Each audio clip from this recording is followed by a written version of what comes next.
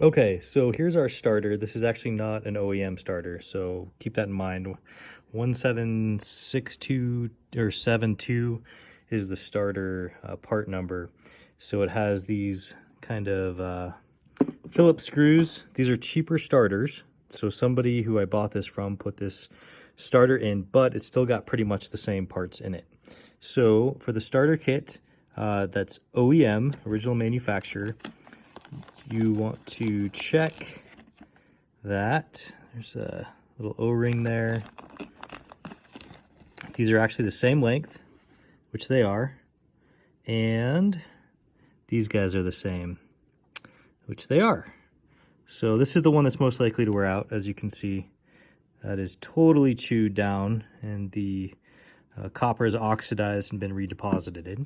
So if you want a cheaper option, these are about, I paid $7.50 on a discounted piece. The plunger was like $25, which is cheap compared to the full retail, which is normally like $35. And then $11 shipping. So I paid $42 for these two pieces. I knew that the other contact would likely be good, thanks to Tim's videos. So if you get the plunger out, this is interesting. These plungers are basically identical. So we know we're getting a good part. You can see that this one's a bit worn down. That's the old one. But what's key is the length of this shaft is the same. However, as Tim pointed out, there's a cheaper one. It's from Victory Lap. So I ordered this one as well. And as you can see, if I get this out, this plunger length is just, if I remember, yeah, it's just a little bit shorter. So these do not match up.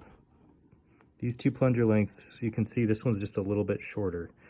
So I'm not going to put this one in, so I'm glad that I ordered the original manufacturer.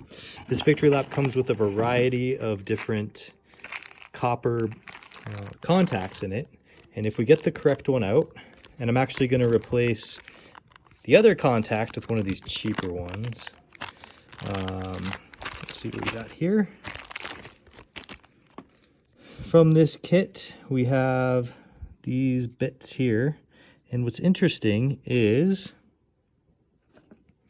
there's the same contact, but if you look, it has these rounded edges on it. So my guess is that, and it's almost a little bit cattywampus. So if you put that in there, and you can see how it's not totally flat, it's probably going to wear unevenly over time. Whereas this Toyota piece, you can look at that and it's just perfect. Nice square edges to make a good contact with. So I'm just realizing this just opening it up. So I'm going to go with the original Toyota parts to replace, and this is an aftermarket starter but has all the same size parts. I'm going to replace the plunger with the original.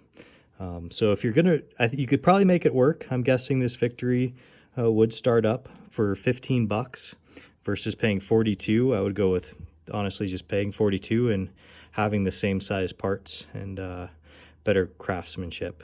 So that's all I've got. I'll put the links in the info down below. Happy starter fixing.